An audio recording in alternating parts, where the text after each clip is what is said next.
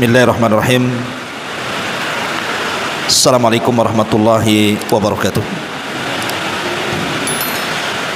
Alhamdulillah wassalatu wassalamu ala Rasulillah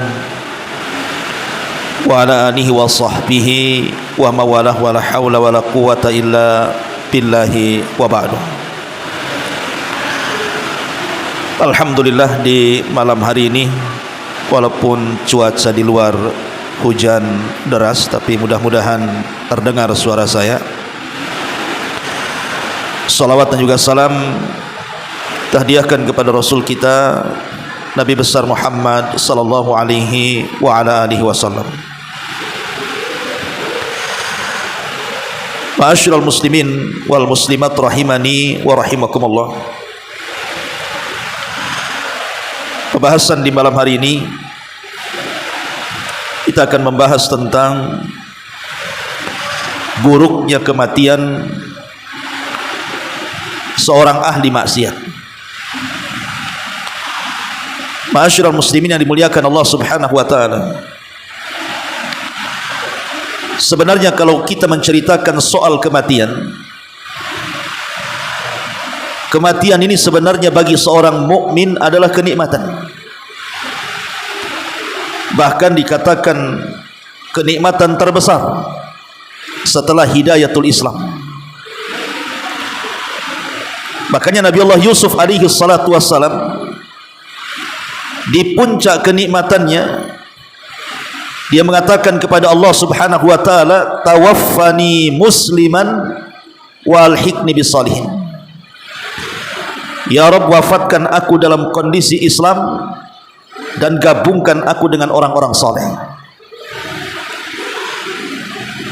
Artinya kematian bagi seorang mukmin itu nikmat yang sangat besar setelah hidayatul Islam.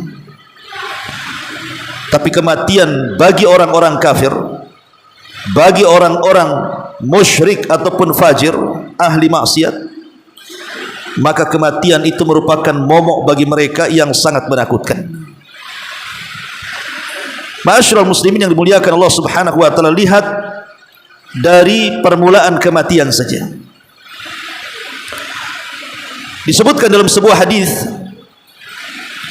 di mana Nabi sallallahu alaihi wasallam mengatakan, wa innal abdal kafir, wa fi riwayatin wa idza kana ar-rajulu as-su, idza kana fi inqita'i minad dunya wa iqbalin minal akhirati nazala alaihi minas samai malaikatun sudul wujuh ma'ahum almasuhu fayajlisuna minhu maddal basari.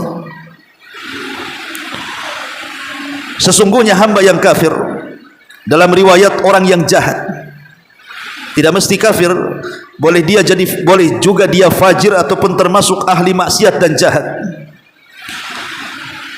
Jika telah terpisah dengan dunia dan hendak menghadap akhirat, artinya menjelang kematiannya, maka malaikat-malaikat yang kasar yang akan datang dari langit dengan wajah yang sangat buruk sekali, dengan membawa sesuatu dari neraka.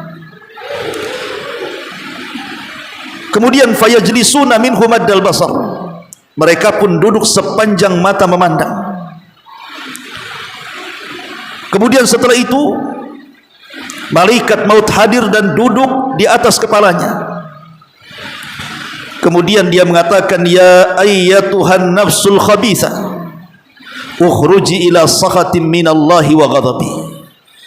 Keluarlah wahai jiwa yang keji, keluarlah engkau menuju kemurkaan Allah, dan keluarlah menuju kemarahan Allah Subhanahu wa taala.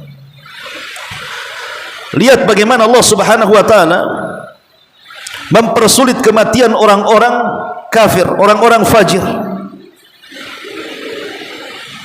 Karena kematian bagi mereka itu sebuah hal yang sangat menakutkan karena maksiat yang mereka lakukan. Apabila ruh itu keluar, maka ruh ini tidak bisa berjumpa dengan Allah Subhanahu wa taala. Padahal berjumpa dengan Allah itu sebuah kenikmatan. Tapi ruh ini terhalang karena seluruh pintu-pintu langit tertutup bagi dia. Dan itu diisyaratkan di dalam Al-Quranul Karim, la tufattahu lahu abwabus sama wa la yadkhulunal jannah hatta yalijal jamalu fi sammil khiyat, di mana mereka tidak bisa menembus pintu-pintu langit, di mana seluruh pintu-pintu langit tertutup rapat, dan mereka tidak akan masuk ke dalam sorga sampai ada cerita unta masuk ke liang jarum. Lihat bagaimana Allah Subhanahu wa taala menghalangi ruh mereka untuk berjumpa dengan Allah karena kekafirannya dan karena kefasikannya. Ma'asyiral muslimin yang dimuliakan Allah Azza wa Jalla, makanya kalau kita lihat isyarat Al-Quran surah Al-An'am ayat 93,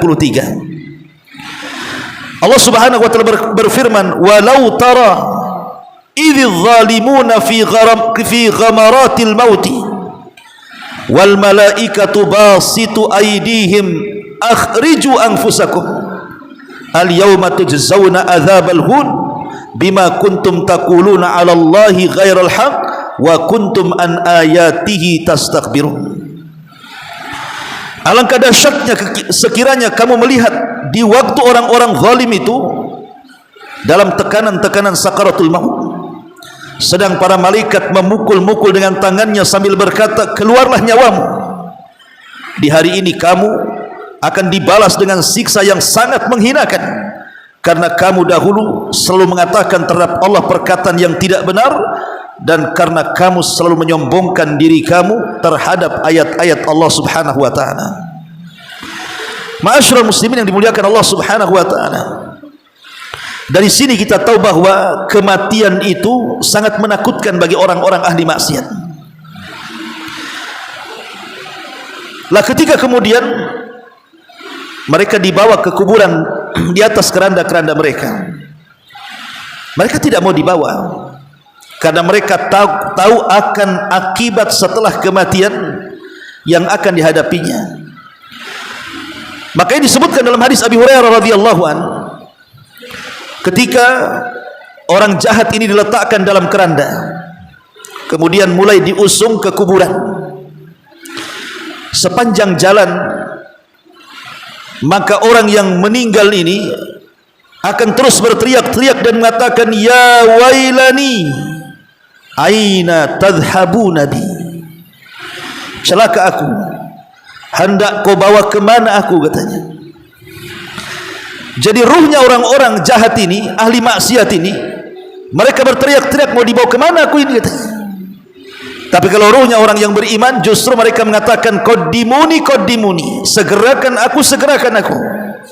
Tapi kalau ruhnya orang fajir, orang fasik, ahli maksiat, justru mengatakan ya wailani aina tadhhabuna bi, celaka aku, hendak kau bawa kemana aku, katanya.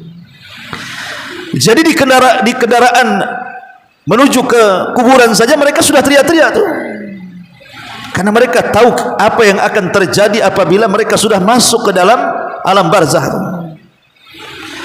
Ma'asyiral muslimin yang dimuliakan Allah Azza wa Jalla, apalagi kalau sudah kemudian dimasukkan ke alam kubur, apa yang terjadi? Datang dua malaikat Munkar dan Nakir, kemudian bertanya, siapa Rabbmu, siapa nabimu, apa agamamu? Karena dia orang fasik, ahli maksiat, orang kafir, orang musyrik, orang fajir, mereka tidak bisa menjawab pertanyaan yang sangat mudah itu. Dan mereka pun mengatakan, la adri, aqulu kama qala an-nas wa fa'altu kama fa'ala an-nas. Aku tidak tahu, katanya. Aku hanya mengatakan apa yang orang katakan, dan aku hanya berbuat karena melihat orang berbuat, katanya. Taklid. Ya. Ma'asyiral muslimin yang dimuliakan Allah Subhanahu wa taala, ketika dia tidak sanggup menjawab, maka Allah Subhanahu wa taala berfirman dari atas sana dan mengatakan, an kadzaba abdi, hambaku telah dusta, katanya. Karena dia sudah berdusta, fafrishuhu minan nar, bentangkan pintu neraka, hantarkan kasur neraka ke dalam kuburannya. Wa albisuhu minan nar, hantarkan pakaian-pakaian neraka ke dalam kuburnya. Waftahu lahu baban minan nar, bukakan seluruh pintu neraka, hadapkan ke dalam kuburannya. fayatihi min harriha wa sumumiha, ketika pintu neraka dibuka, keluarlah rasa panas yang kemudian membakar kuburannya. Kemudian wa yudayyaku alaihi qabruhu, disempitkanlah kuburannya, hatta takhtalifa fihi adla'uhu, sehingga tulang belulangnya meremuk sehingga dia menjerit kesakitan. Lihat bagaimana ngerinya kematian orang-orang yang ahli maksiat lagi fajir ini. Ma'asyiral muslimin yang dimuliakan Allah Subhanahu wa taala. Lah dari situlah kemudian dia berangan-angan sekiranya mereka bisa hidup kembali ke dunia. Sebagaimana Allah mengatakan dalam surah Al-Mu'minun ayat 99 sampai 100, hatta idza jaa ahadahumul maut qala rabbirji'uni la'alli a'malu salihan fima tarak kalla innaha kalimatun huwa qailuha wa min waraihim barzakhun ila yaumi yub'atsun. Demikianlah keadaan orang-orang itu, sehingga apabila datang kematian kepada seseorang dari mereka, mereka pun berkata, ya Rabb, kembalikan kami ke dunia agar aku bisa beramal saleh terhadap apa yang telah aku tinggalkan dahulu. Tapi apa jawaban Allah? Kalla, sekali-kali, mustahil, tidak mungkin. Sesungguhnya itu adalah perkataan yang diucapkan saja, dan di hadapan mereka ada dinding pemisah sampai kiamat dibangkitkan. Itulah yang disebut dengan barzah, pemisah antara alam dunia dengan alam kubur. Ma'asyiral muslimin yang dimuliakan Allah Subhanahu wa taala, ketika kemudian dia tidak sanggup menjawab pertanyaan malaikat Munkar dan Nakir, kemudian Allah Subhanahu wa taala katakan, angkadzaba abdi, hambaku sudah telah berdusta. Kemudian dihantarkan azab dari dalam neraka ke dalam kuburannya. Ketika itu dia masuk ke proses yang lainnya yang disebut dengan azabul qabri, azab kubur, ya. Dan azab kubur ini macam-macam bentuknya. Ada yang diperlihatkan api neraka, setiap hari diperlihatkan api neraka, dan dikatakan inilah tempat dudukmu di neraka. Ada yang dipukul dengan palu besi sampai kiamat dibangkitkan, yang kalau palu itu diletakkan di gunung Uhud, hancurlah gunung Uhud itu. Ada yang kemudian disempitkan kuburannya sampai tulang belulang rusuknya remuk, saling berpisah satu dengan yang lainnya. Bahkan ada sebagian mereka dirobek mulutnya, dimasukkan sebuah pisau bengkok, kemudian dimasukkan ke mulutnya, kemudian ditarik sampai ke tengkuknya. Kemudian diambil lagi pisau itu, diletakkan di sebelah kirinya, kemudian ditarik sampai ke tengkuknya. Subhanallah, ya. Ketika ditanya, dosanya apa orang ini kok kayak gitu kali?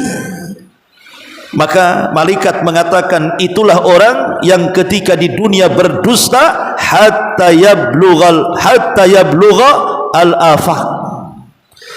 Dustanya itu sampai melambung ke langit. Apa maknanya dustanya sampai melambung ke langit? Zaman dulu para ulama ketika memahami hadis ini mungkin agak sulit. Kok ada dusta sampai melambung ke langit? Maknanya tersebar kemana-mana. Tapi hari ini baru kita pahami hadis ini. Kalau dulu menyebar berita hoax itu lambat kan sampainya. Mungkin satu kampung itu bisa berminggu-minggu baru semua dengar. Tapi hari ini cukup antum pegang handphone, buatlah perkara dusta, sebar hoax di mana-mana. Jangan cerita bulanan, satu hari sudah menyebar kemana-mana.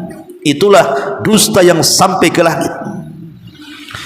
Ada juga yang kemudian dimasukkan ke dalam pembakaran, para pezina. Ada juga yang dipecahkan kepalanya oleh batu. Jadi ada orang yang terlentang, kemudian di sampingnya ada orang yang berdiri membawa batu, kemudian dilemparkan ke kepalanya sampai hancur. Ketika sudah hancur kepalanya, malaikat ini hendak mencari batu lagi. Sudah dapat batunya kembali, kepalanya sudah kembali semula. Dibenturkan lagi, pecah lagi, mati lagi, dan begitu seterusnya. Ketika ditanya, dosanya apa orang ini? Maka malaikat mengatakan, karena ketika datang waktu sholat, dia sengaja tidur. Sengaja tidur. Datang waktu sholat, sengaja tidur dia.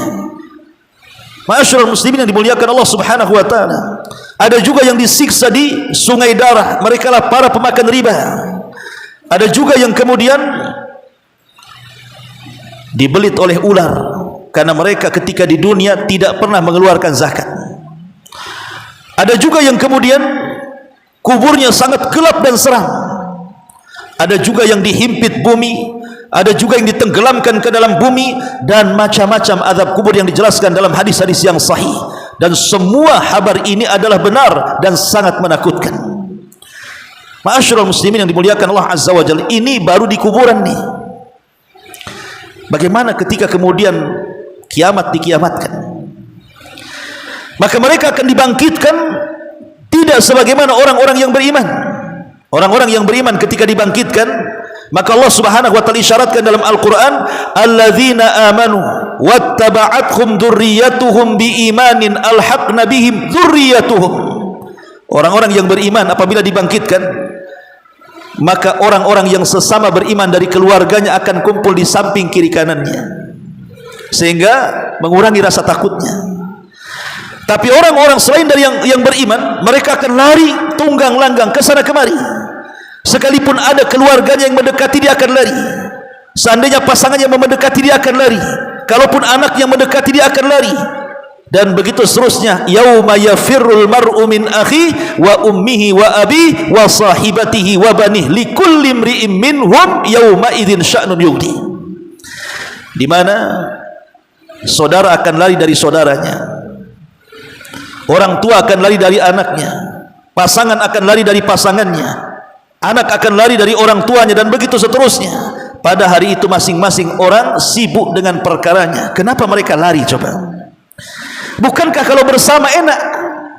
Tapi didekati lari, tidak mau berjumpa. Alasannya kata para ulama, karena takut kalau seandainya mereka mendekat kepada kita, mereka menuntut hak mereka di dunia yang kita tidak melaksanakannya. Boleh jadi kita kurang melaksanakan hak kepada istri kita sehingga istri kita menuntut kita, atau mungkin sebaliknya. Boleh jadi anak kurang melaksanakan kewajibannya kepada orang tua, atau sebaliknya. Makanya karena takut dituntut, masing-masing mereka saling menjauh dan lari dari keluarganya. Begitu tersiksanya mereka. Ma'asyiral muslimin yang dimuliakan Allah Azza wa Jalla. Kemudian setelah mereka pun dikumpulkan oleh Allah Subhanahu wa taala di padang mahsyar. Bagaimana Allah Subhanahu wa taala menyiksa mereka dengan cara matahari didekatkan 1 mil di atas kepala. 1 mil di atas kepala. Kemudian keringat bercucuran di mana-mana. Mereka pun berdiri menunggu peradilan Allah Subhanahu wa taala. Dan Allah Subhanahu wa taala katakan, mereka akan berdiri di padang mahsyar itu bukan sehari 2 hari, 50.000 tahun. Coba bayangkan, 50.000 tahun. Itu bukan waktu yang singkat, 50.000 tahun, 50 alf sanah itu. Ma'asyiral muslimin yang dimuliakan Allah Subhanahu wa taala. Baru setelah kemudian mereka pun lelah, letih, tersiksa, tidak ada makan, tidak ada minum. Mereka tidak pernah diwafatkan, mereka hanya tersiksa begitu saja berdiri di hadapan Allah, dan belum ada peradilan sama sekali. Baru kemudian di antara mereka minta bantuan kepada Adam, kepada Nuh, kepada Ibrahim, kepada Musa, kepada Isa, sampai kepada Nabi sallallahu alaihi wasallam. Maka Nabi SAW mau memintakan syafaat kepada Allah, tapi karena mereka orang-orang yang tidak layak dapat syafaat, mereka pun tidak dapat syafaat. Makin tersiksa lagi. Kemudian masuk pada proses hisab. Bagaimana Allah Subhanahu wa taala menggambarkan proses hisab ini. Di sana ada hisab yang mudah, di sana ada hisab yang sulit, dan orang-orang ini mendapatkan hisab yang sangat sulit sekali. Kemudian Allah Subhanahu wa taala ketika mengingatkan soal nikmat di dunia bagi dia, bukankah aku sudah memuliakanmu, menikahkan kamu dengan seorang pasangan? Bukankah engkau sudah aku berikan ini itu dan macam-macam. Allah ingatkan untuk kenikmatan di dunia. Tapi mereka pun mengelak dengan kenikmatan itu dan mengatakan, bukankah aku juga sudah beriman kepadamu? Bukankah aku juga membaca Quran, bersedekah, puasa, dan begitu seterusnya? Dia tidak mengakui itu.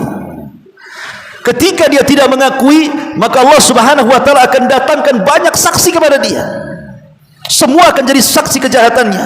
Langit akan jadi saksi, bumi akan jadi saksi, para malaikat akan jadi saksi, termasuk badan yang ada di dalam badan kita ini semua akan jadi saksi, termasuk kulit kita juga akan jadi saksi.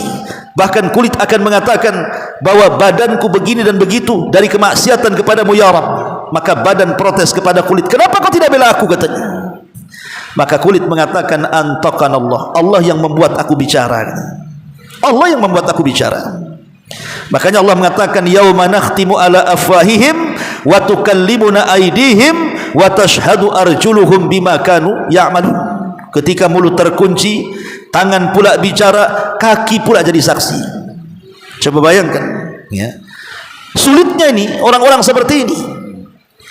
Kemudian ketika mereka tidak lolos daripada hisab, mulailah kemudian beralih kepada pengambilan catatan. Orang-orang yang beriman, mereka mengambil catatannya dengan tangan kanannya, dan mereka pun bahagia dan mengatakan, ha umuqra'u kitabiyah, baca catatanku, katanya, saking bangganya. Tapi selain orang-orang yang beriman, ahli maksiat, orang kafir, orang musyrik, orang fajir, mereka mengambil catatan dengan tangan kirinya dan seolah-olah ingin membuangnya. Kemudian mulailah mereka disuruh untuk membaca catatan itu di halayak orang ramai. Karena catatan itu ada dua, ikhwan. Ada catatan global, ada catatan khusus. Adapun catatan global ini catatan yang bersatu seluruh umat Rasul dengan umatnya. Jadi satu catatan. Nuh ada catatan dengan umatnya, Syuaib ada catatan dengan umatnya, Nabi Ibrahim ada catatan dengan umatnya, Nabi Saleh ada catatan dengan umatnya, dan seluruh para nabi punya catatan satu buku dengan umatnya, termasuk juga Nabi kita Muhammad sallallahu alaihi wasallam ada catatan satu buku bersama umatnya. Abu Bakar di situ, Utsman di situ, Ali di situ, Abu Lahab, Abu Jahal semua di situ, termasuk kita juga di situ. Kemudian Allah menyuruh kita untuk membaca di hadapan orang-orang itu. Dari sejak zaman Nabi sampai yang terakhir mati orang Islam, kita disuruh membaca catatan kita. Coba, apa enggak malu kita? Ketika Abu Bakar membacakan catatannya semua amal saleh yang dibacanya, dari solat malamnya, dari puasanya, dari sedekahnya, semua yang baik-baik. Giliran catatan itu suruh Allah baca kepada kita, semua isinya maksiat, isinya ghibah, isinya zina, isinya mabuk, isinya judi, isinya macam-macam. Apa tidak malu kita di hadapan Allah Subhanahu wa taala dan makhluk yang dikumpulkan di padang mahsyar itu? Ma'asyiral muslimin yang dimuliakan Allah Subhanahu wa taala. Kemudian masuk pada proses mizan timbangan. Proses mizan timbangan itu tiga perkara yang akan ditimbang. Pertama badan kita, yang kedua amal kita, dan yang ketiga catatan kita ditimbang jadi satu. Maka Allah mengatakan, fa'amman thaqulat mawazinu fahuwa fi 'ishatir radiyah. Tapi waman khaffat mawazinu fa ummuhu hawiyah. Kalau dia ringan timbangannya, fa ummuhu hawiyah, maka dipastikan dia akan dijungkir balikan ke neraka hawiyah. Lihat bagaimana ma'asyiral muslimin yang dimuliakan Allah Azza wa Jalla. Makanya Aisyah ummul mukminin radhiyallahu anha ketika bertanya kepada Nabi sallallahu alaihi wasallam, ya Rasulullah, atadhkuru bi ahlika yaumal qiyamah, apakah engkau akan ingat dengan keluargamu pada hari kiamat ya Rasulullah? Maka Rasul mengatakan, adapun di tiga tempat orang tidak ingat siapapun. Kemudian menyebutkan salah satunya dalam timbangan. Ketika proses timbangan itu orang sudah tidak ingat siapapun. Dia hanya ingat dirinya sendiri sampai mengetahui betul apakah timbangannya berat ataukah timbangannya ringan. Ma'asyiral muslimin yang dimuliakan Allah Azza wa Jalla, setelah proses timbangan, maka mereka akan digiring ke sebuah tempat. Disitulah terjadi kisos sebelum titian siratal mustaqim. Tapi kisos bukan antar orang Islam dengan antar orang Islam, bukan. Boleh jadi kisosnya antara kita dengan orang kafir, boleh jadi kisosnya antara kita dengan binatang, atau kafir sesama kafir, dan begitu seterusnya. Karena kenapa kemudian kisosnya sebelum titian? Karena orang kafir tidak mungkin melewati titian, makanya terjadi kisosnya itu sebelum titian tuh. Umpamanya orang kafir mendolimi orang kafir yang lainnya, maka terjadinya kisos di situ. Kemudian orang Islam mendolimi orang kafir atau sebaliknya, ataupun mungkin orang Islam mendolimi binatang dengan cara menyakiti binatang, mengadu domba binatang, dan begitu seterusnya, maka terjadi kisos di sini. Baru setelah itu langit digelapkan, kemudian sirat pun dibentangkan, titian dibentangkan di atas neraka jahanam. Disitulah Allah Subhanahu wa ta'ala tidak mengizinkan orang-orang kafir untuk menginjak titian itu. Hanya dua kelompok yang boleh lewat di titian itu. Pertama orang-orang yang beriman, yang kedua orang munafik. Kenapa orang munafik diizinkan lewat? Karena Allah Subhanahu wa ta'ala ingin membalas mereka, ingin menipu mereka. Sebagaimana mereka suka menipu Allah dan Rasulnya dan orang-orang yang beriman di dunia, maka giliran mereka akan ditipu di atas titian itu. Al jaza'u min jinsil amal. Balasan itu disesuaikan dengan amalannya. Ma'asyiral muslimin yang dimuliakan Allah Azza wa Jalla, apabila kemudian orang munafik ini sudah mulai meniti titian, maka tiba-tiba cahaya hilang. Kemudian menyetop orang yang beriman yang punya cahaya. Tolonglah aku ikut dengan cahayamu. Kata orang mukmin, di dunia kau bisa tipu aku, di sini tidak bisa. Ambil cahayamu ke belakang, katanya. Ketika dia mengambil cahayanya ke belakang, tiba-tiba ada satu pintu yang menghalangi mereka. Zahirnya rahmat, tapi di balik pintu itu azab. Mereka masuk di situ, terjun payunglah mereka ke dalam jahanam. Ma'asyiral muslimin yang dimuliakan Allah Subhanahu wa ta'ala, adapun orang-orang mukmin yang berdosa, maka Allah Subhanahu wa ta'ala sudah menyediakan kalalib.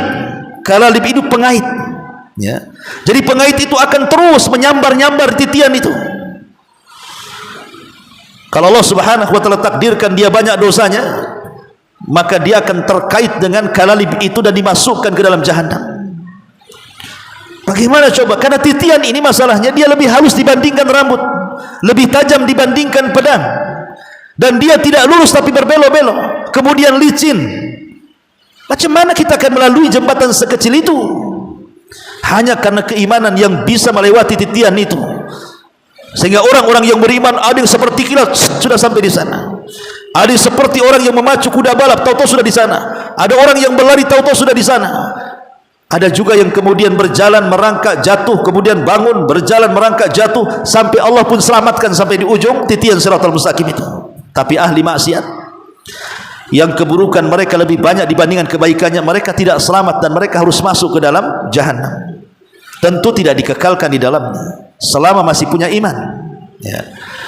Ma'asyiral muslimin yang muliakan Allah Subhanahu wa ta'ala, kemudian bergeser ke kontorah. Kontorah itu artinya ujung dari titian tuh, itu disebut kontorah namanya. Sebuah padang yang lapang, ujung daripada titian Shiratal Mustaqim. Di depannya sudah pintu-pintu surga tuh. Tapi mereka tidak bisa melangkahkan ke pintu-pintu surga. Kenapa? Di sini terjadi kisos kedua kalinya. Tapi kisos sesama orang-orang yang beriman. Tidak ada orang kafir di sini. Orang-orang yang ketika di dunia dia menzalimi dan ada yang dizalimi, maka akan dijumpakan tuh di kontor itu. Dulu engkau menzalimi aku, dulu engkau mengambil hartaku, dulu engkau menampar aku, dulu engkau menggibah aku, merendahkan aku, dan macam-macam kezaliman di dunia ini. Mana pahalamu? Aku ingin pahalamu sebagai barter kezalimanmu kepadaku. Maka pahalanya dikasihkan. Lihat, sudah dikumpul-kumpul pahalanya, dikasih orang pula. Karena banyak yang dizalimi, akhirnya satu dikasih pahala, ludes pahala dia. Sementara orang yang dizalimi masih banyak. Dia pun kemudian meminta maaf, aku tidak bisa lagi memberikan pahalaku kepada kalian karena pahalaku sudah habis. Tapi orang-orang yang dizalimi mengatakan, tak ada masalah, aku tidak ingin pahalamu, tapi ambillah dosaku, beban jadikan beban di pundakmu. Ambil dosaku saja, aku gak dapat pahala gak apa-apa, tapi tolong tanggung dosaku. Maka dosa orang lain dikasih dia, akhirnya pahala hilang, dosa orang lain pula numpuk ditanggung dia. Itulah disebut dengan bangkrut namanya. Ma'asyiral muslimin yang dimuliakan Allah Subhanahu wa ta'ala, ketika mengalami kebangkrutan ini harusnya dia melangkah ke surga lah, karena surga sudah dekat kan. Tapi karena bangkrut, tidak ada pahala lagi, tidak ada stok kebaikan lagi, dosa orang lain pula dipikul dia, maka orang ini ditarik kembali ke belakang dan dimasukkan ke dalam jahanam. Lihat ma'asyiral muslimin yang dimuliakan Allah Azza wa Jalla, ini sebuah gambaran kecil bahwa kematian bagi orang-orang kafir, orang musyrik, orang fajir, orang jahat, orang-orang fasik mengerikan sekali. maka bagi mereka kematian itu sebuah azab, sebagaimana kematian bagi orang yang beriman itu sebuah nikmat setelah hidayatul Islam.